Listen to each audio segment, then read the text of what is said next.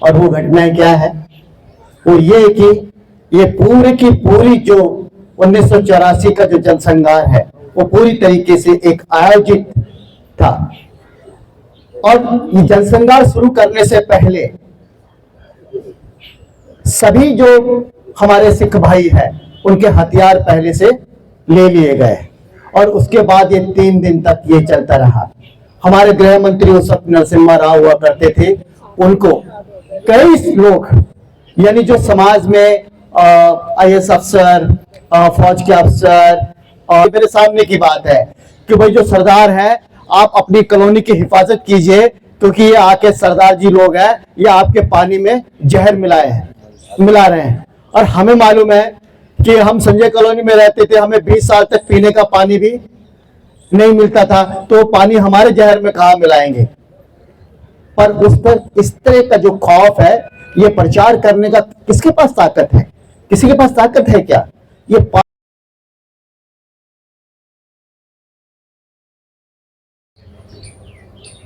उस वक्त जब ये कांड हुआ तो उस वक्त मैं सिर्फ 4th क्लास में पढ़ता था।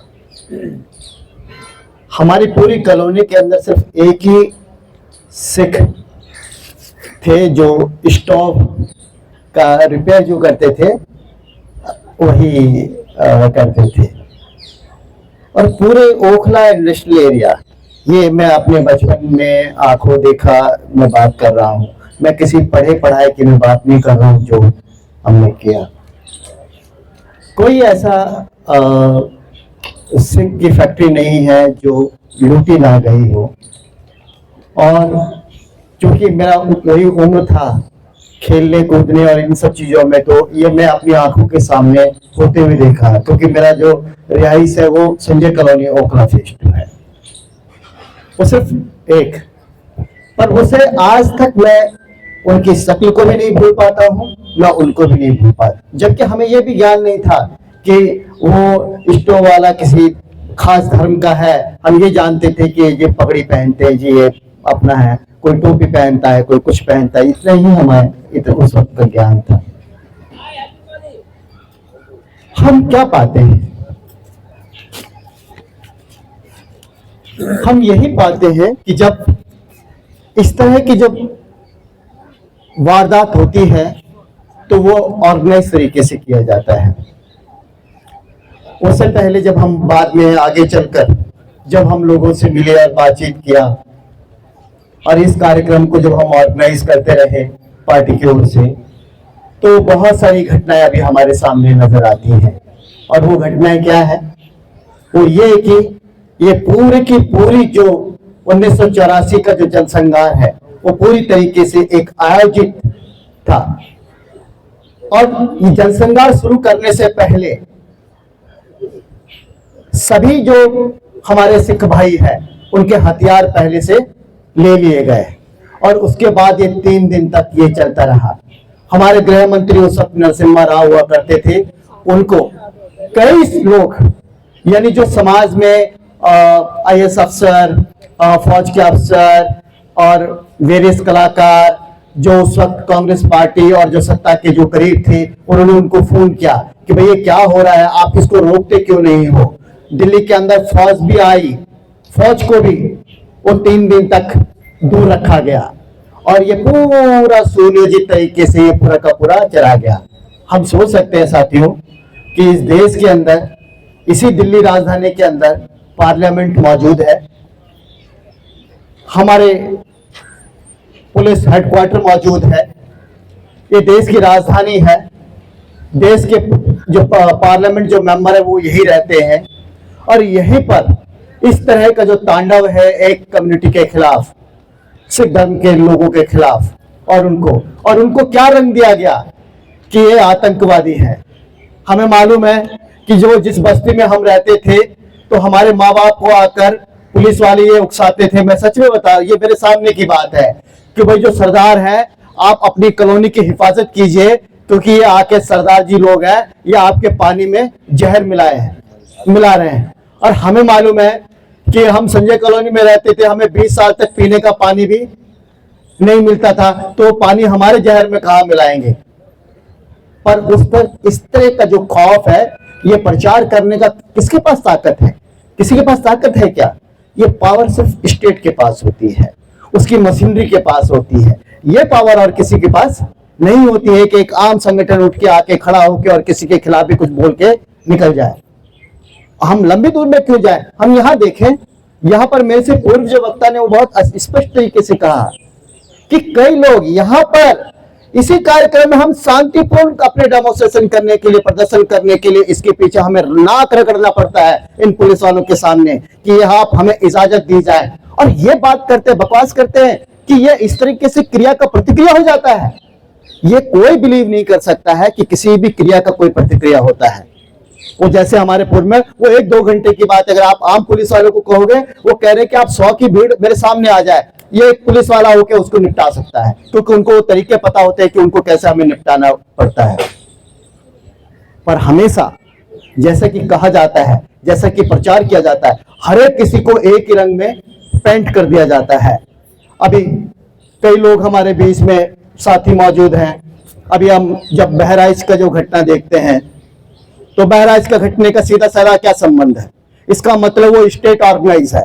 सिंपल बात है, वो किसी और के, किसी हिंदू के जरिए नहीं होता है, या किसी सिख के जरिए नहीं होता, किसी मुसलमान के जरिए नहीं होता है। ये सिर्फ क्योंकि स्टेट जो होता है, जो हुक्मरान जो वर्ग है, उनको किसी हिंदू से मतलब नहीं है, किसी मुसलमान से मतलब नहीं है, किसी सिख से मतलब नहीं है, किसी से मतलब नहीं है। उनको मतलब है अपना हित होना चाहिए, लोगों के बीच में बंटवारा होना चाहिए। अंग्रेजों को क्या मतलब था? हिंदू से मतलब था अंग्रेजी राज को, मुसलमान से मतलब था उनको मतलब था अपना लूट, अपना शोषण, और इनको गुलाम बनाए रखना। कैसे इनको आप बांटते रहो, मुसलमान को, इसको हिंदू के नाम पर।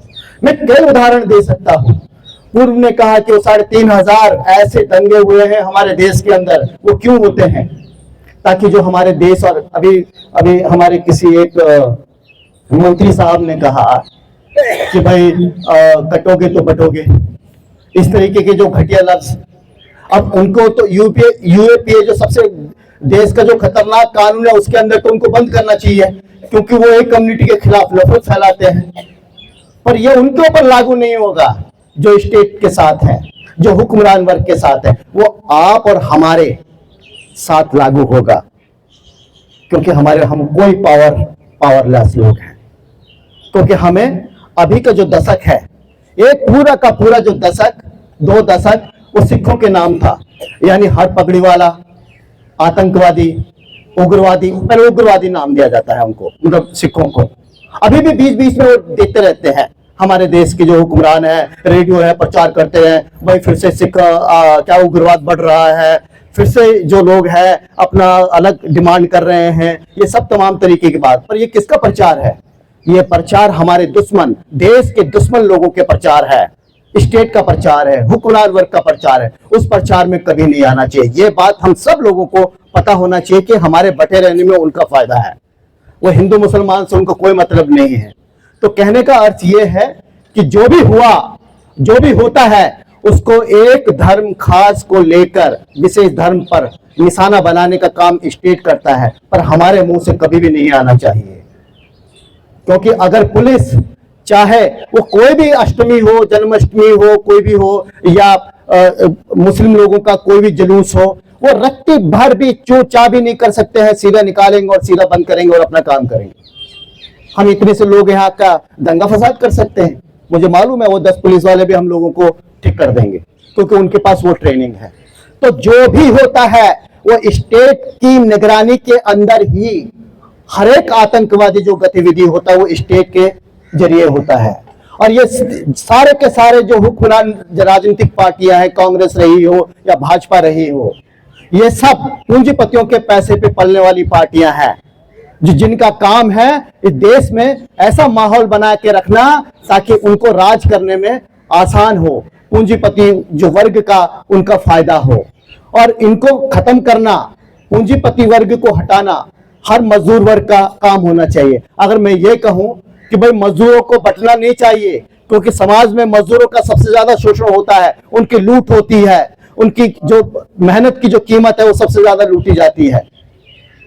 इसके आधार पर अगर हम जाति धर्म आधार पर बटेंगे तो इसका मतलब है कि हमारे साथ भी वही तो हो रहा है।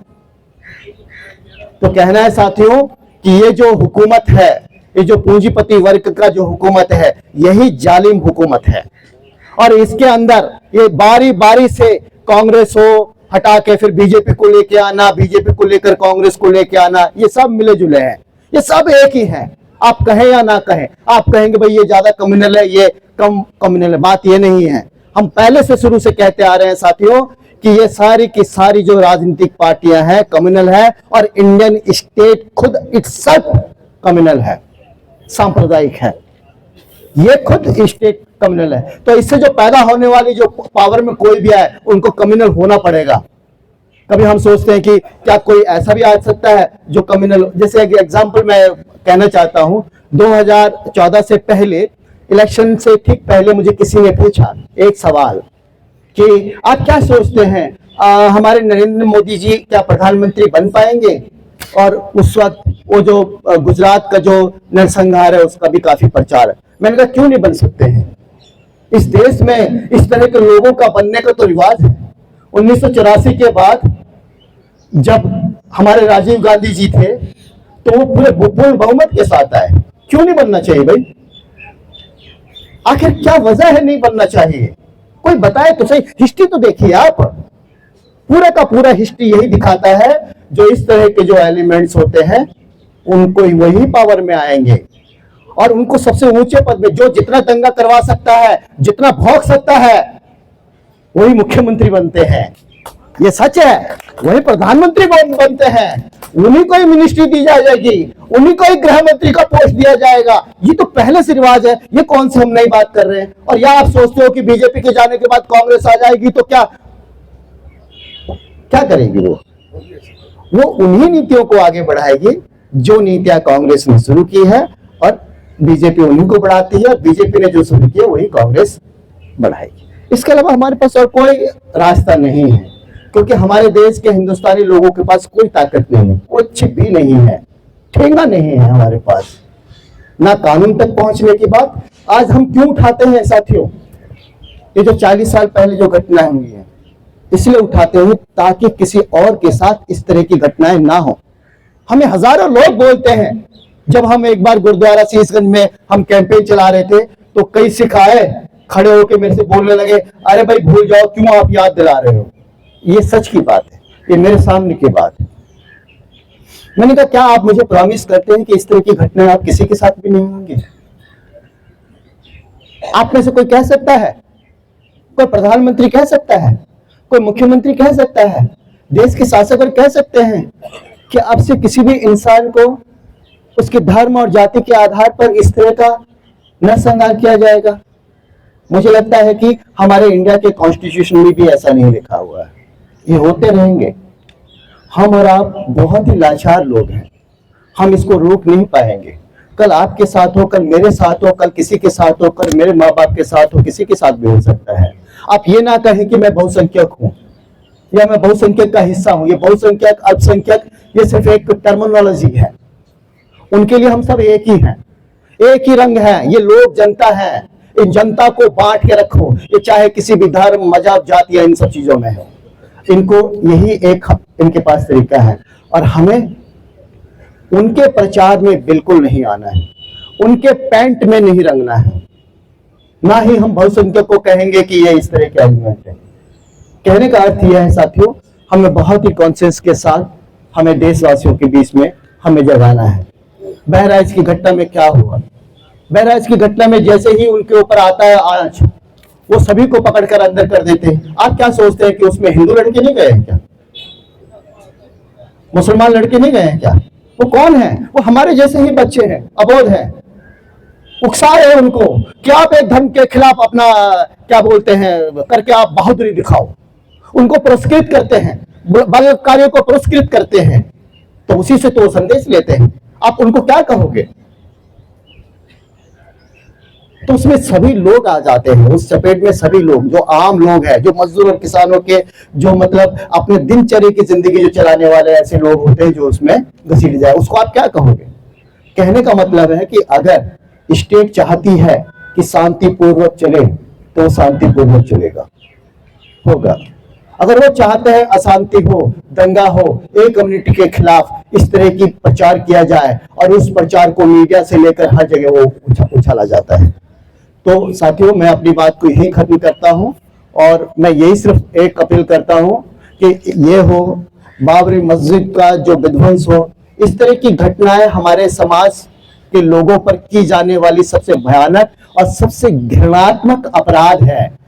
इसको हमें कभी नहीं भूलना चाहिए, कभी नहीं भूलना चाहिए। और हमें बच्चों को उसी तरीके से दादा दादी बनकर, नाना नानी बनकर इन कहानियों को दोहराना चाहिए, ताकि हमारा एक देश एक अच्छा देश बने, ताकि हम भूले ना इस तरह के अपराध। जो देश, जो कम्युनिटी जो भूल जाती है वो गुलामी होते हैं। मैं तो सिर्फ इतना ही कहना चाहता हूँ। इसी के साथ मैं अपनी बात को खत्म करना चाहता हूँ। बात होता है।